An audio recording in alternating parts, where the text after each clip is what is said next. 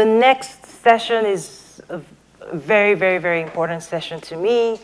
I want to take a moment to actually also say thank you to one of our key sponsors, Walmart. Please we couldn't have done this without them. They've given us support from day one. And the next panel is actually us having a conversation directly with the representative of Walmart. So please welcome to the stage, Adam Empil.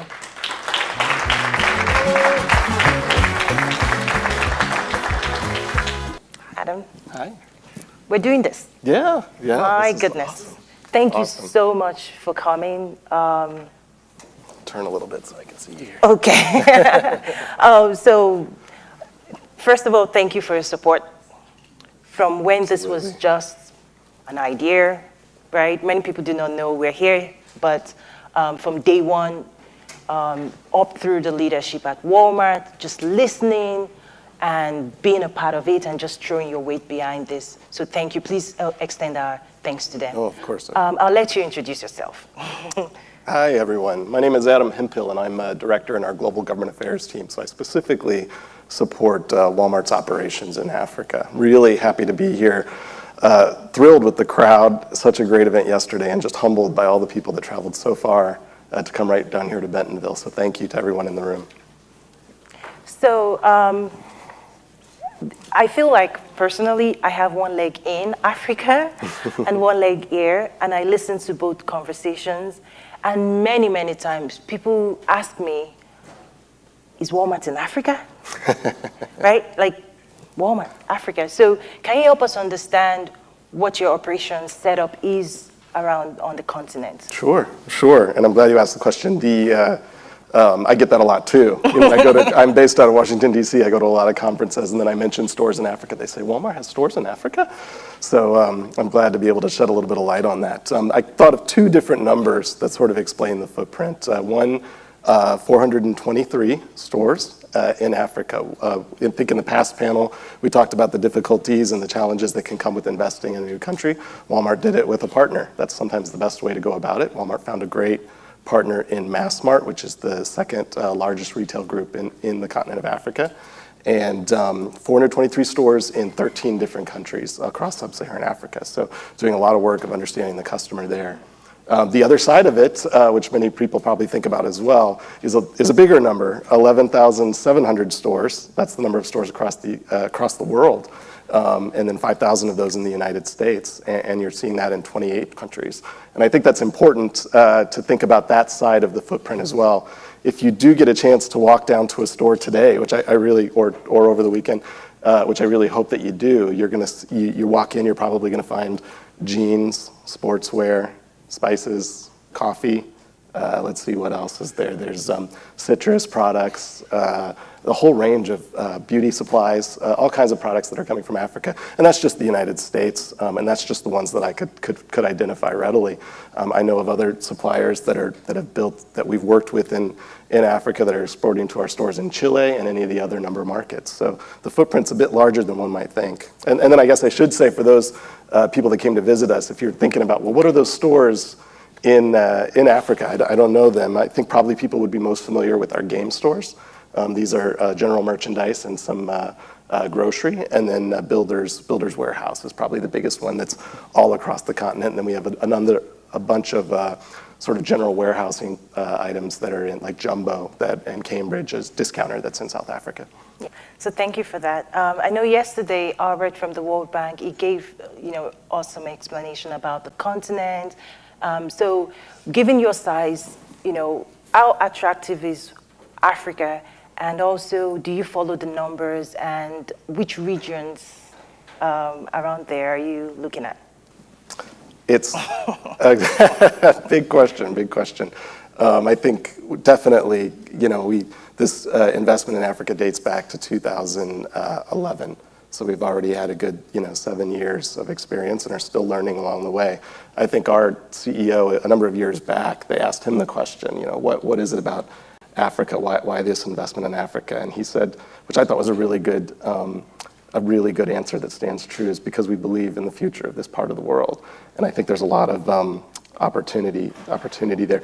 You look at our slogan for our company, we save people money so that they can live better, and that's true all over the world. I think a central part of our investment plan are formats that cater to the new and emerging middle class. And so there's, as our distinguished speaker yesterday showed us, there is opportunity among an emerging and new middle class. And we believe that we have the products and services that they want, whether that's consumers or small businesses that are looking to back supply their businesses as well. So it's a real opportunity for us to grow, and we feel like we fill an important role. There's a large informal sector in a number of countries, and we could play a role in at least part of the market of being a formalizing and all the concomitant benefits that come with formalization when it comes to sort of building out the base for institutions, for tax collection, so on and so forth. So happy to be there. Yeah, so for me personally, the story of Walmart is such an inspiration to me. And even as Walmart has become number one, here's what I know to be true. Walmart grew while serving the poorest of the poor. When you think about Bentonville, for some of us that arrived a day sooner, we actually took a tour of the Walmart Museum. So if you're able to check it out, please, downtown, check out the Walmart Museum, because it told the story of the founder of Walmart, starting here in Bentonville to become number one. And imagine what Bentonville was more than 50 years ago. That story tells me Africa has a bright future if we would do everything that we can, if we will have the right partnerships, the right vision. We can become number one, the next economic growth. And so the Walmart story, even though now you're big and but I always just go to the small story and the core principles of your company about serving, making, saving people money so they can live better. And just around that, I'm assuming too that that's also your approach in Africa, saving people money in Africa. And that's, I love it, right? I just love, because not all companies have that DNA, and that DNA really resonates with me as we're also looking at the region of Africa. So I don't see a better culture that can actually win in Africa. No, I think that's right. I started with the company about 12 years ago, and if you think about the history, if you've been to the museum, you see that a lot of that growth was really serving parts of the country that didn't have access to a bunch of products and the choice and selection at prices that they could afford. And so I think we try to carry with us along the way wherever we go into a different market. I think that one way that we're lucky as a company is that, retailing is local, and we know that wherever we operate. And so I think that's sort of a bit of a DNA that we're able to take with us wherever we go, and understanding that we need to adapt to the circumstances on place, and then we have room to learn from customers as much as there's something that we have benefits that we think we can give. Awesome. So, just like Scott talked about yesterday, there's a will. From an investor standpoint, there's a will to engage. Capital will flow to the right place. If you could you share with us a little bit of what you consider some of the maybe obstacles, roadblocks, as much as you're comfortable sharing, challenges to doing business in Africa that you've encountered and your office deals with? Sure. Well, it's with Walmart, I think that you might know, or you might have learned this in the museum, is at Walmart we don't say obstacles, we say opportunity. Awesome. Everything is an opportunity, and there's space to fill. But yes, I think that for us, they laid it out yesterday. What were the three that he laid out? Rule of law. Yeah, trust, building trust. Yeah, rule of law, zero. Yeah, a mature regulatory and tax policy, zero.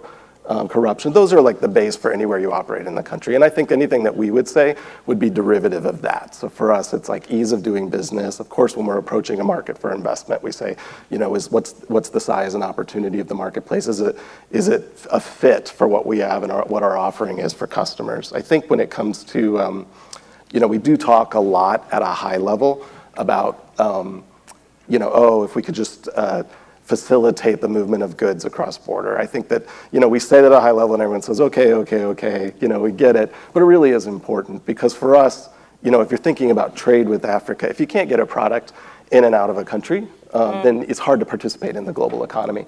And those barriers can be very, very real. And so for us, any opportunity that we can have to facilitate logistics. There was one point where we sat on a couple of years ago on the President's Advisory Council for Doing Business in Africa. And so I was trying to identify some of these issues. And I talked with our colleagues at Massmart, and they said, listen, we're just trying to get a product from the factory to the store. And if we have to stop several steps along the way, it can be really difficult. So any way that we could do to facilitate that movement is really good. I think we can talk a little bit later about sort of the opportunities for suppliers and how do we build up those opportunities for different suppliers. That can happen globally, but in a lot of ways that can happen locally. If you think about, I've looked back at even some of our globally competitive suppliers here in the United States, and if you talk to them and you follow their histories, they're like, okay, well, we started out in our store, and then we went to a distribution center, and then once we built a little bit of scale, we started exporting to Canada, exporting to Mexico. So they start building things regionally, and then they started learning the skill sets to compete globally. And so for me, I think starting and building that scale locally can be good too. So even while there's formalization or while there's facilitation at the border, there's also facilitation about all around the key metrics of doing business. For us, permitting and licensing for construction projects or getting those infrastructure projects in line so that you can get the product to the store is really, really important for us. You just gave me an aha moment right now. So what it is the fact that I've always thought of, looking at the investments like company like yours have in Latin America, India, China. I'm going, but why not? Why not? Why not, right? But what you've just talked about, I think it's a challenge for everybody in this room.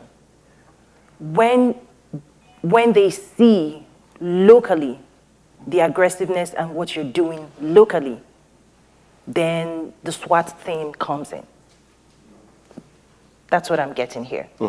Is the fact that if you can see aggressive push to connect farm to market, if you can see people on the ground, and we do have some logistics people doing some interesting things on the continent here, but if you can see that local engagement, local activities, and you can then for companies like yours, we can then come in and put in some. I'm thinking out loud. I'm just my brain does that to me. But that's interesting because I've always seen like Latin America the last few years the big investments in logistics that Walmart has made. I'm like, why not Africa? But I think it's coming. I hope. But on our side, we have work to do to attract that push.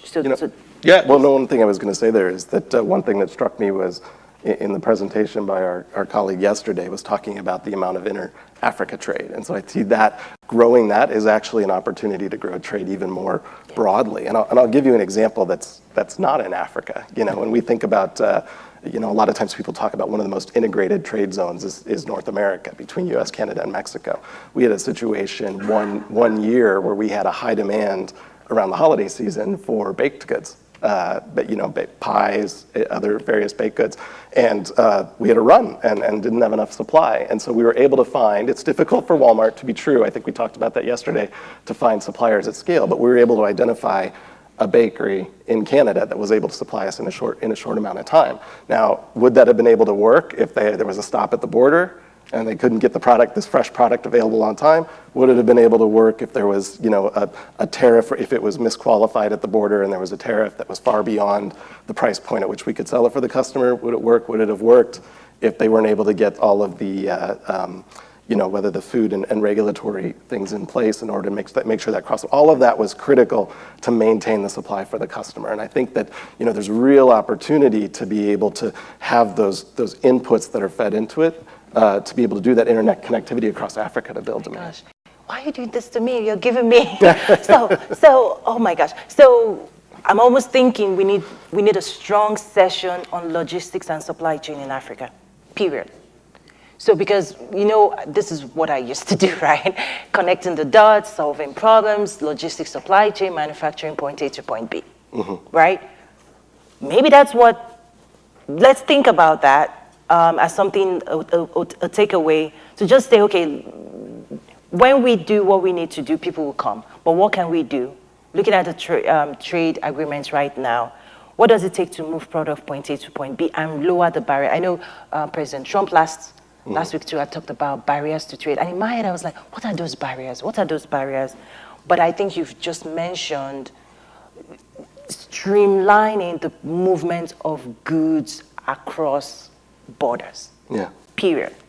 We've got to get that. Yeah, and to be clear, I think we do talk about that a lot, and so it's great. We need to continue the conversation, but I think one thing that we can be doing is taking that conversation to other areas around the world, around the country, and so being able to, if there's a bunch of people in Washington that talk about, the need for supply chain logistics, blah, blah, blah, that's one thing. But if you've got business folk that are talking to their governments and saying, hey, I hear you're looking at this effort for trade facilitation, or there's efforts for capacity building, let me show you why this would be beneficial to us. Or, sometimes it's a conversation about import or export. Hey, I'm making apparel, but sometimes I run out of buttons or I run out of zippers. I need to be able to get the buttons and zippers, those elements quickly, because otherwise I'm going to lose, faith with my buyer. Right.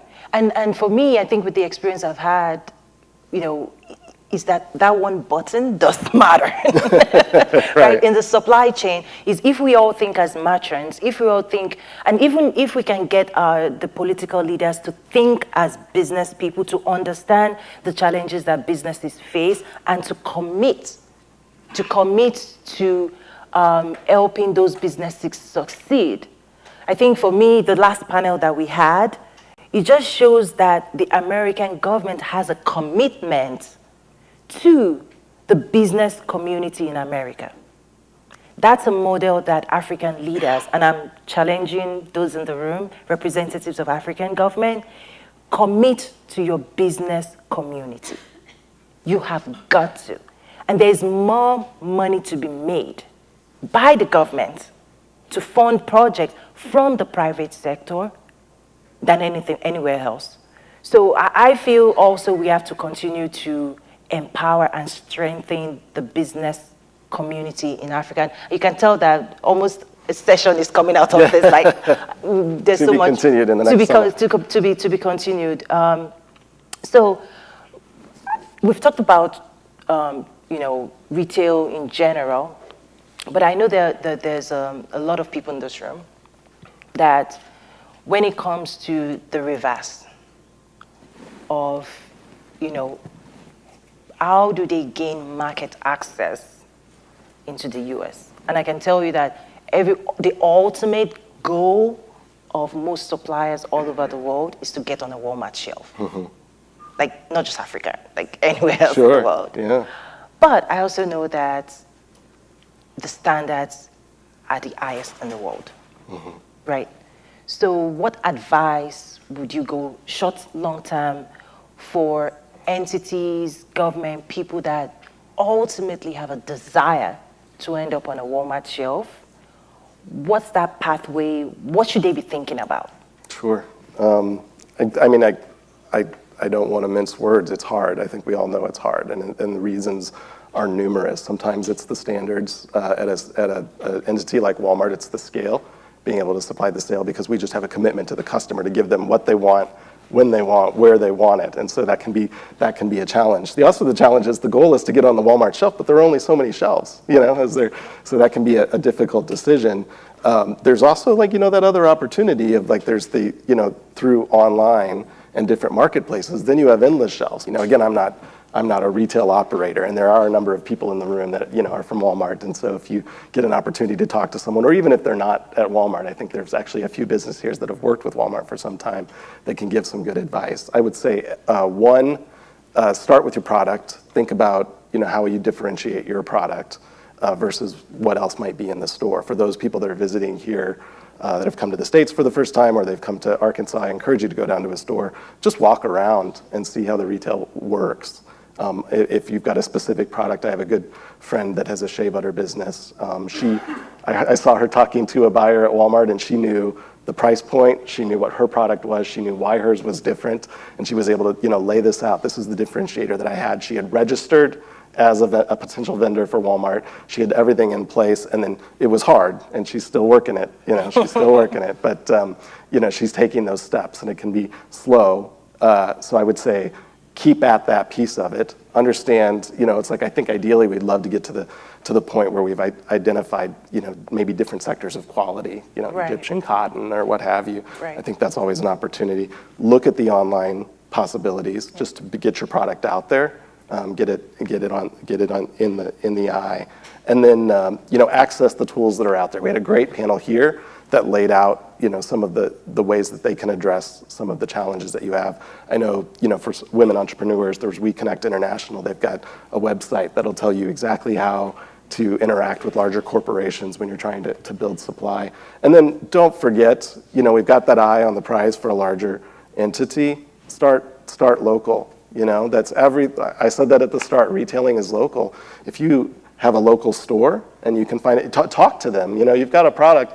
It could be that you've got a product that everybody else is making, and if you talk to the store manager of your local store and say, hey, we got that, but we don't have this, and you're like, I could do that, and then you can adjust it a little bit, and then eventually you can sort of build up scale and recognition that way. I think it's a good step to take. Right, and part of it is also being retail ready, right? It's even before the first opportunity to talk to a buyer, there's months of work that has to go in to get the numbers right, to get preparation, to do packaging, to get the certification, to do all of that.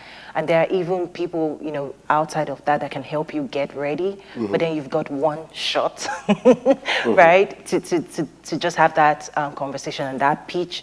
And these are all things that I hope we can also help African, potential exporters to start understanding that the U.S. market is the U.S. market, right? It consume whatever the consumers want. We know how to go find it.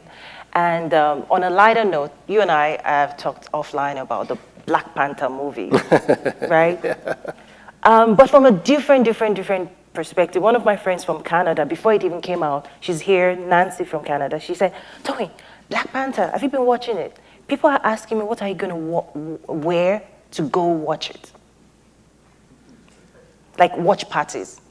Because we do know, for those in the retail business, yes, it's a movie, but really there's a commerce to the movie, right? When you have a Batman movie, there's Batman t-shirt, there's Batman this, Batman that. And Black Panther was the same. And I was like, we missed it, right? Because the desire to wear African, to use African XYZ existed, was built up, but we hadn't built the supply chain to meet that demand, okay?